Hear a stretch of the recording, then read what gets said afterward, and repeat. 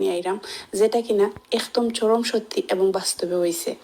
আপনারা যারা বন্ধুত্ব করেন, বান্ধবী জ্বালা করেন, সম্পর্ক করেন, ফ্রেন্ডশিপ করেন, করবা ভেরি গুড, আমরা সবই করি, কিন্তু খুব কেয়ারফুল থাকবা।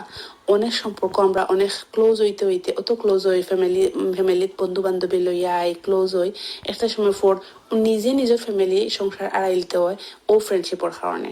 একজন বোন আমার আশেপাশেও তখন তাই খুব ক্লোজ আসলে আফুর লগে নিরবিত তান গরু আফু হওয়া যাওয়া করতা, তাইনও যাইতা।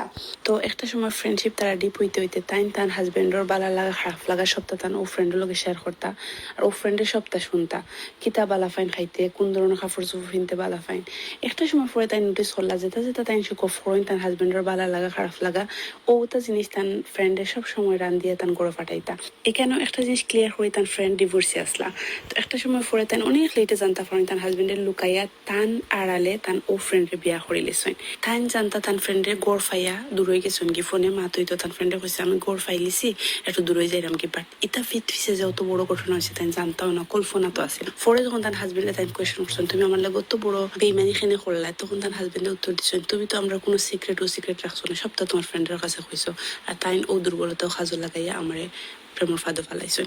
যাই হোক, এটা তাকে শিক্ষা নিবা জীবনে ফ্রেন্ডের লগে যে সাথে শেয়ার করুক সারা দুনিয়ার গো ফোক, কিন্তু আপনার হাজবেন্ডের প্রাইভেসি, আপনার হাজবেন্ডের লগে আপনার কিলা সম্পর্ক, আপনার হাজবেন্ডের বালা লাগা খারাপ লাগা কোনো দিন দুনিয়ার কোনো মানুষের ইভেন মারফেট বইনের লগেও শেয়ার করবা না, কারণ এটার রেজাল্ট ভালো হয় না, অন্য মানুষে আকৃষ্ট করে আপনার হাজবেন্ডের প্রতি।